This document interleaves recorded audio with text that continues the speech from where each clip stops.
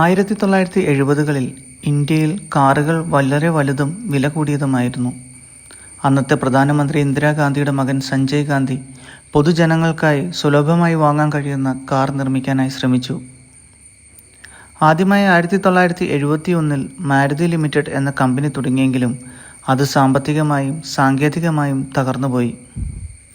പിന്നീട് 1981-ൽ മാരുതി ഉദ്യോഗ് ലിമിറ്റഡ് എന്ന പുതിയ സർക്കാർ സംരംഭം രൂപം കൊണ്ടു.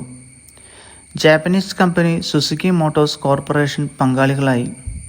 അങ്ങനെ പുതിയൊരു കാറിന് രൂപം കിട്ടി. 796 cc എഞ്ചിനുള്ള ചെറുകാർ മാരുതി 800. 1983 ഡിസംബർ 14-ന് മാരുതി 800 പുറത്തിറങ്ങി. അന്നത്തെ പ്രധാനമന്ത്രി ഇന്ദിരാഗാന്ധി തന്നെ ആദ്യ കാറിൻ്റെ ചാവി കൈമാറി. വില വെറും 47,500 രൂപ മാത്രം. വളരെ വിലക്കുറവായിരുന്നു. ആദ്യ ദിവസം തന്നെ ആയിരക്കണക്കിന് ബുക്കിങ്ങുകൾ ഉണ്ടായി. ഇതൊരു റെവല്യൂഷൻ ആയിരുന്നു, ഇന്ത്യയിലെ കാർ സംസ്കാരത്തിൻ്റെ തുടക്ക പേജം. പക്ഷേ അതിൻ്റെ മികവൊന്നും കുറവുണ്ടായിരുന്നില്ല. മാരുതി 800 സാങ്കേതികമായി ലളിതമായിരുന്നു. 796 cc 3 cylinder petrol engine, 4 speed manual gear box, 18-20 km/ലിറ്റർ mileage, top speed 120 km/h, weight 650 kilogram, seating 4-5 പേർക്ക് സുഖമായി യാത്ര ചെയ്യാൻ പറ്റുന്നതായിരുന്നു. മിക്കവാറും എല്ലാ ഗ്യാരേജുകളും ഈ കാറിനെ പരിചയപ്പെട്ടിരുന്നു. ഇത് കൈകാര്യം ചെയ്യാൻ എളുപ്പവും ചിലവ് കുറഞ്ഞതും വിശ്വസ്തവുമായിരുന്നു.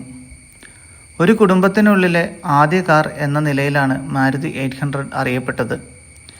വിവാഹയാത്രകൾ മുതൽ കുടുംബയാത്രകൾ വരെ എല്ലാം അതിലുണ്ടായിരുന്നു. ആരും പറഞ്ഞതായിരിക്കും, ഞങ്ങളുടെ ആദ്യ കാർ മാരുതി 800 ആണ്. ഇത് ഒരുപാട് കുടുംബങ്ങൾക്ക് ഒരുപാട് ഓർമ്മകൾ നൽകി. 1983 മുതൽ 2004 വരെ മാരുതി 800 ഇന്ത്യയിലെ ഏറ്റവും കൂടുതലായി വിറ്റുപോയ കാറായിരുന്നു. 10 ലക്ഷത്തിലേറെ യൂണിറ്റുകൾ വിറ്റു. പിന്നീട് സെൻ, ഓൾട്ടോ തുടങ്ങിയ മോഡലുകൾ വന്നപ്പോൾ ഡിമാൻഡ് കുറയാൻ തുടങ്ങി.